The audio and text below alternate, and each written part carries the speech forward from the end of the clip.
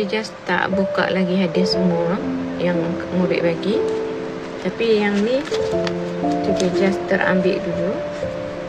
Tapi memang touching. Tengoklah, dia bagi macam ni. Saya rasa pembaris ni pembaris yang dia guna tau. Lepas tu ini yang letak pensel macam ni, saya rasa ni macam ni. Lepas tu dah terkoyak macam ni. Sebenarnya hadiah macam ni akan buat cikgu terharu tau. Sebab saya kenal siapa pemilik hadiah ni, dan saya tahu latar belakang budak ni.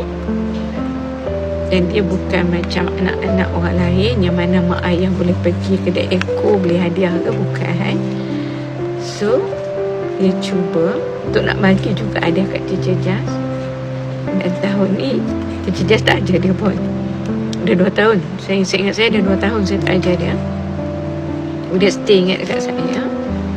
Dan saya faham apa yang sedang dia lalui dalam family dia adalah berat untuk dia. Walaupun dia budak jam 4, dia nampak ceria dalam kelas, tapi kisah hidup dia bukan saya je, cikgu-cikgu lain pun akan rasa sebab dan terharu. Semoga dia menjadi seorang yang kuat satu hari nanti, InsyaAllah. Perjalanan hidup dia panjang lagi. Dan teacher doakan untuk awak, Fitriah, awak akan dapat kebahagiaan yang awak cari.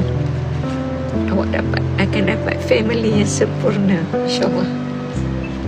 Untuk anak-anak Teacher Jas, untuk cucu-cucu Teacher Jas, bersyukurlah kerana kalian mempunyai satu keluarga yang amat bahagia. Jadilah orang bersyukur. Banyak anak-anak murid mama, banyak anak-anak murid Tok Mak yang ada masalah keluarga yang sangat-sangat sedih. InsyaAllah. Thank you, Fitriah. Yang lain Teacher Jas tak buka lagi tau. Banyak lagi kat rumah. Terima kasih untuk semua anak murid Teacher Jas.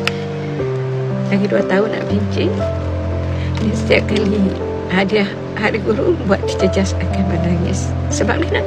Sebab hadiah macam ni akan buat Teacher Jas menangis.